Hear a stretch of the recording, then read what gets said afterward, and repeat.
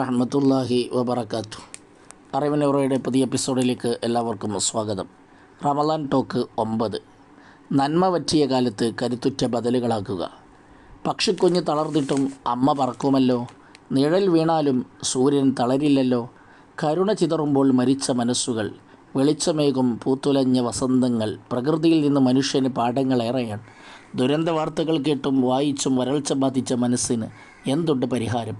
പ്രതീക്ഷയുടെ തുരുത്തുകൾ അസ്തമിച്ചിട്ടില്ല എന്ന് ഉറക്കെ വിളിച്ചു പറയാൻ തന്നെ. ദുരന്തകഥകൾ ബ്രേക്കിംഗ് ചെയ്യാനുള്ള മീഡിയ മത്സരകാലത്ത് ജീവിക്കുന്നത് തന്നെ കുറ്റമായി ചിന്തിക്കുന്നതിന് പകരം നന്മ സ്ഥാപിക്കാൻ എന്ത് ചെയ്യാനാകുമെന്ന് നെഞ്ചൂക്കോടെ ആഗ്രഹിക്കൽ തന്നെ വലിയ സേവനമാണ്. ചരിത്രത്തിൻ്റെ ഉൾവഴികളിൽ ഇതിനേക്കാൾ മാലിന്യം നിറഞ്ഞ രക്തച്ചാലുകൾ പുഴയിലേക്കൊഴുകി, പുഴയുടെ നിറം മാറിയ ഗ്രന്ഥങ്ങൾ കൂട്ടമായി കത്തിച്ച് നദിയിലേക്കൊഴുക്കി, നദി കറുത്തൊഴുകിയ ഏടുകളുണ്ടായിരുന്നല്ലോ. അതിനെയെല്ലാം അതിജീവിച്ചവരാണ് നമ്മൾ എന്ന മൂല്യബോധമാണ് നമുക്ക് പ്രതീക്ഷ നൽകേണ്ടത്. നമ്മളാകുക എന്നത് തന്നെയാണ് പരിഹാരം. നമ്മൾ മറ്റാരോ ഇട്ടുതരുന്ന എച്ചിലുകളാകുന്ന സംസ്കാരത്തിലേക്ക് ചേക്കേറാതിരിക്കാൻ ജാഗ്രതപ്പെടുക. ഇസ്ലാമിനെ മറികടക്കാൻ യൂറോ അമേരിക്ക ഉൽപ്പാദിപ്പിച്ച പ്രത്യയശാസ്ത്രങ്ങളെല്ലാം തവിട് പൊടിയാകുന്ന കാഴ്ചകളാണ് നമ്മൾ സാക്ഷിയാകുന്നത്.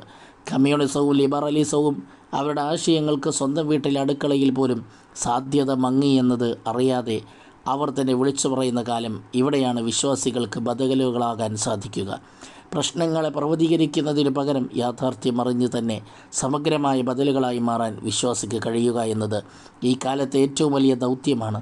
വിശുദ്ധ ഖുർആൻ 2-ാം അധ്യായം അൽ ബഖറയിലെ വചനം 208 പറയുന്നത് ശ്രദ്ധിക്കൂ: നിങ്ങൾ വിശ്വാസികൾ സമ്പൂർണ്ണ സമർപ്പണബോധമുള്ളവരാകണം. ഇസ്ലാം എന്ന മഹത്തായ ആശയത്തെ അഭിമാനബോധത്തോടെ ഉൾക്കൊള്ളാനും അതിൽ ആനന്ദം കണ്ടെത്താനും ശ്രമിക്കുക.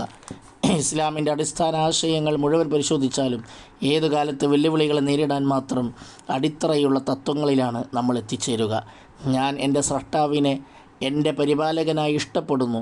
ഇസ്ലാമിനെ ജീവിത സംസ്കാരമായി അഭിമാനം കൊള്ളുന്നു. പ്രവാചകരെ എൻ്റെ റോൾ മോഡലായി തന്നെ ഞാൻ അംഗീകരിക്കുന്നു എന്ന ആശയമുള്ള മന്ത്രം എന്നും അല്പനേരം ഉച്ചരിക്കുന്നവനായ വിശ്വാസിക്ക് എങ്ങനെയാണ് ഇരുട്ട് മൂടുന്നിടത്ത് നിന്ന് ഒളിച്ചോടാനാവുക? ഇസ്ലാമിക ജീവിത മൂല്യങ്ങളെ പ്രദർശിപ്പിക്കുന്ന വ്യക്തി, വീട്, കുടുംബം രൂപപ്പെടുത്തൽ തന്നെയാണ് പരിഹാരം. വിശക്കുന്നവൻ്റെ മുന്നിൽ ഭക്ഷണമാകണം, കരയുന്നവനെ ചിരിപ്പിക്കണം, ലഹരിയുടെ ഉന്മാദത്തിലുള്ളവനെ ജീവിതത്തെ ലഹരിയാക്കി പഠിപ്പിക്കണം. കൊള്ളക്കാരനായ കച്ചവടക്കാരൻ്റെ മുന്നിൽ സത്യസന്ധനായ കച്ചവട ലാഭത്തിൻ്റെ കഥ പറയണം. രക്തമൂറ്റിക്കുടിക്കുന്ന ഭരണാധികാരിക്ക് മുന്നിൽ സ്നേഹം കൊണ്ട് ലോകം കീഴടക്കിയത് നിരന്തരം പറഞ്ഞുകൊണ്ടിരിക്കണം.